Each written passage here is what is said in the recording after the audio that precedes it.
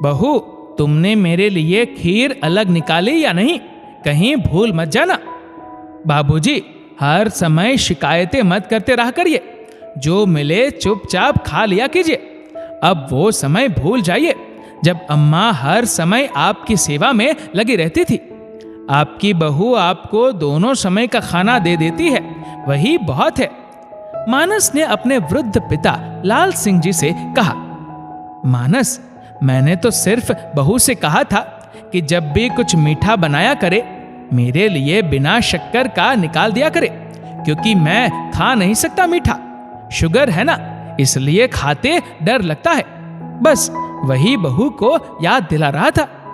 आज श्राद्ध है घर में तो खीर तो बनेगी ही। मुझे लगा कि बहू फिर से भूल जाएगी। बिना शक्कर की खीर मेरे लिए निकालना। लाल सिंह जी ने अपनी सफाई पेश की। अब इतना कौन याद रख पाएगा बाबूजी? श्राद्ध का भोजन बनाना, ब्राह्मणों को खिलाना कोई आसान काम नहीं है। कितना काम हो जाता है नीता को करने के लिए। उसमें आप भी अपनी पसंद नापसंद मत बताया करिए, बेचारी परेशान हो जाती है।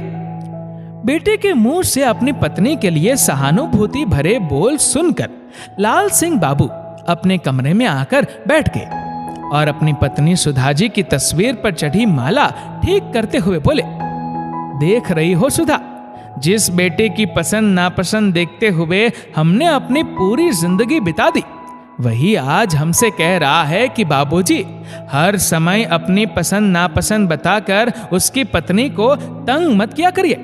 अब तुम ही बताओ, खीर तो श्राद्ध में जरूर बनती है। हमने तो बस अपने लिए बगैर शक्कर की खीर अलग निकालने के लिए ही तो कहा था। कुछ गलत तो कहा नहीं जो अपना मानस इतना नाराज हो रहा था। पत्नी की तस्वीर से बातें करते हुए लाल सिंह जी भावुक होकर रोने लगे और तुरंत ही अपनी आंखें पोंछने लगे। आज तुम्हारा श्राद्ध है सुधा, इसलिए आंखों में आंसू नहीं आने देंगे, लेकिन आज पूरे दिन तुम एक पल के लिए भी हमारी आंखों से ओझल नहीं होगी। जब से हमें शुगर हुई थी तुम हर चीज का कितना ध्यान रखती थी। हमें मीठा बहुत पसंद और तुम भी रोज हमारे लिए कुछ ना कुछ मीठा जरूर बनाती। बिना शक्कर की खीर तुम इतनी अच्छी बनाती कि उसमें मीठे की कमी का एहसास ही नहीं होता था। हर चीज बिना शक्कर की निकालना कभी नहीं भूलती थी। पंचामृत, हलवा, खीर सब बिना शक्कर के भी पूरा स्वाद देता। लेकिन जब से तुम क्या गई, जिंदगी से मिठास ही चली गई। कुछ भी कहो, बेटे बहू को शिकायत ही लगती है। अब हमने भी सोच लिया है कि अब से उन्हें कुछ नहीं कहेंगे। तुम पर हमारा अधिकार था, बेटे बहू पर कैसा अधिकार? तुमसे तो अधिकार पूर्वक शिकायत भी कर लेता था, लेकिन बच्चों को तो प्यार मनुहार भी शिकायत लगती है।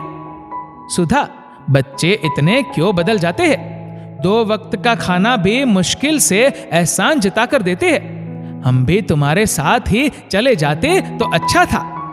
लाल सिंह जी की आंखों से जर जर आंसू बह रहे थे कि तभी किसी ने उनके कंधे पर हाथ रखा। उन्होंने देखा तो सामने उनका पोता आरव खड़ा था। लाल सिंह जी ने जल्दी से आंसू पोंछे और हंसते हुए बोले, क्या हुआ बबुआ, कोई काम था? बाबा, आप दादी माँ को याद करके रो रहे थे। पापा ने आपको खीर के लिए डांट दिया ना, मुझे भी अच्छा नहीं लगा। मैं भी उनसे बात नहीं करूंगा। दादी माँ तो अब है भी नहीं, तो फिर मम्मी ने उनके लिए खीर क्यों बनाई? मुझे समझ नहीं आया। श्राद्ध में ब्राह्मणों को खिलाने से मरने वाले को तृप्ति मिल जाती है या फिर जीते जी इंसान को खिलाया जाए उससे तृप्ति मिलती है? बेटा, यही बात तो लोग नहीं समझते।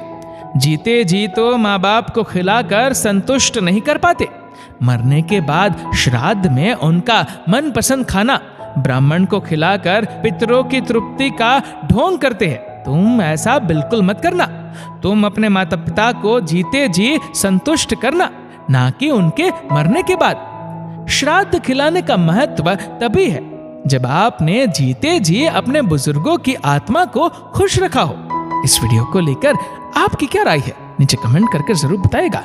और अगर आपको वीडियो अच्छा लगा हो तो इस वीडियो को लाइक करेगा, शेयर करेगा ज्यादा से ज्यादा लोगों तक। और ऐसे ही और भी इंस्पिरेशनल वीडियोस के लिए सब्सक्राइब करें हमारे यूट्यूब चैनल को और फेसबुक पर फॉलो करें हमारे पेज को। धन्यवाद।